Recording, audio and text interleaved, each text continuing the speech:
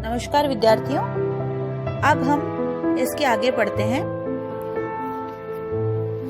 वह उन्मुक्त विलास हुआ क्या, स्वप्न रहा या छलना थी, देव सृष्टि की सुख विभावरी, ताराओं की कलना थी।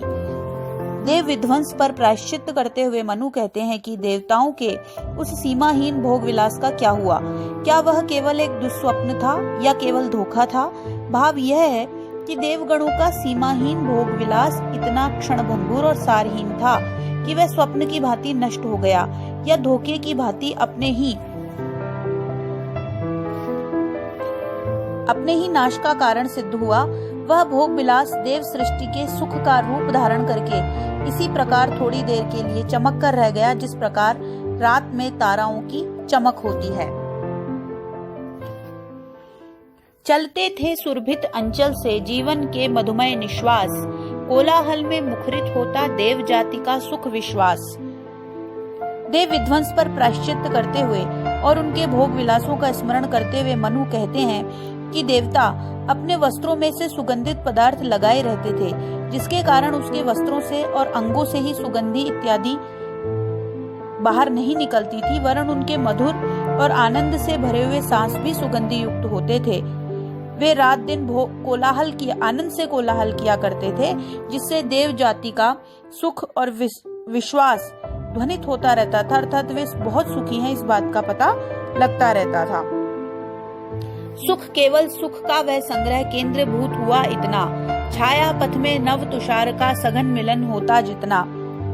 देव जाति का विध्वंस और उसके सुखों का स्मरण करते हुए तथा प्रायश्चित करते हुए मनु कहते हैं कि देवताओं ने जिस सुख को इकट्ठा किया वह केवल इतनी देर तक ठहर सका जितनी कि आकाश गंगा में नवीन कुहासे का हवा से गहरा मिलन होता है। कहने का भाव यह है कि सुख बहुत ही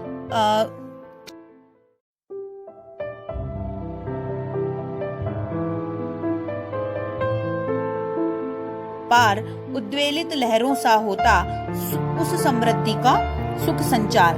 देव विध्वंस पर प्रायश्चित करते हुए मनु कहते हैं कि देवताओं ने विश्व में प्राप्त होने वाले अपार बल और वैभव और आनंद आदि सभी अपने अधिकार में कर लिए थे, इसलिए उनके वैभव का सुख उछालती हुई लहरों की भांति सदैव गमन करता रहा, और अर्थात जिस प्रकार लहरें उछलती हैं उसी प्रकार देव जाति अपने सुख में डूबकर स्वयं को भी भूल गई थी। कीर्ति दीप्ति शोभा थी नचती, अरुण किरण सी चारों ओर, सप्त सिंधु के तरल कणों में द्रुमदल में आनंद विभोर। विध्वंस देव जाति की वैभव की स्मृति को टटोलते हुए मनु कहते हैं कि जिस प्रकार देवताओं का यश कांति शोभा प्रातःकालीन सूर्य की किरणों की भांति चारों ओर फैली हुई है, यहाँ तक कि सप्त सिंधु के तरल कणों में वृक्षों के झुंडों में आनंद में लीन होकर देवता घूमा करते थे। शक्ति रही, हाँ शक्ति प्रकृति थी, पदतल में विनम्र विश्रांत, कपती धरती उन चरणों से होकर प्रतिदिन ही आकांत। हम सभी जानते हैं विद्यार्थियों कि परिवर्तन प्रकृति का नियम है, कि प्रकृति उनमें देवताओं में बहुत बड़ी शक्ति थी और उनको ये लगता था कि प्रकृति जो है उनके पैरों के तल के नीचे विनम्र विश्रांत थकी हुई रहती है। यही नहीं, वे ये मानते थे कि धरती उनके चरणों से होकर कपकपाती है और प्रतिदिन ही आक्रांत रहती है। स्वयं देव थे हम सब, फिर क्यों न विशृंखल होती सृष्टि, अरे अचानक हुई इसी से कड़ी आपदाओं की वृष्टि। देव ध्वंस पर प्रायश्चित करते हुए मनु कहते हैं कि हम सभी देवता मान बैठे थे। वस्तुतः हम देव नहीं थे, लेकिन अपने आप को हम देवता मान बैठे।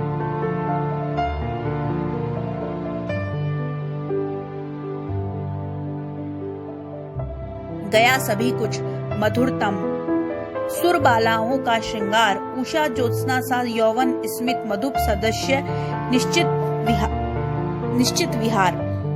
मुझसे यहाँ श्रृंगार में थोड़ी सी गलती हुई, एक रह नहीं आएगा क्योंकि टाइपिंग मिस्टेक थी, वो री ही आएगा, एक रह नहीं आएगा। देवताओं के विगत वैभव पर प्रायश्चित करते हुए मनु कहते हैं कि प्रलय प्रवाह में सभी कुछ नष्ट हो गया। मधुरता से भरी हुई देव कन्याओं का श्रृंगार, उषा के समान लाल, चांदनी के समान उज्जवल और यौवन के समान उनकी हंसी, भौरे के समान निश्चित विहार आदि सभी हो गए। भरी वासना सरिता का वह कैसा था मदमत्त प्रवाह, प्रलय जलधि में संगम जिनका देख हृदय था उठा कराह। जिस प्रकार बाढ़ आ जाने से कोई भी नदी अपने प्रबल वेग से समुद्र में जा मिलती है, उसी प्रकार देवताओं की वासना का अनंत मादक प्रवाह प्रलय समुद्र में जा मिला। अर्थात अपनी वासना के कारण ही ये देवता नष्ट हो गए। देवताओं की इस दुखद स्थिति को देखकर मनु का हृदय अत्यंत दुखित हो उठा। इसमें सांग रूपक अलंकार है। विद्यार्थियों, हम सभी जानते हैं कि कभी घमंड नहीं करना चाहिए। घमंड तो रावण का भी नहीं रहा, जैसा कि हम सभी कहते हैं। और हम ये जानते हैं और कि जो राजा है वो देवताओं से कम नहीं होता। अपने यौवन में, अपने धन में, अपने बल वैभव में मदमत्त होकर के उनके परिणाम स्वरूप ही यह वसंत आया था, ही यह प्रलय का आविर्भाव इस संसार सागर में हुआ था।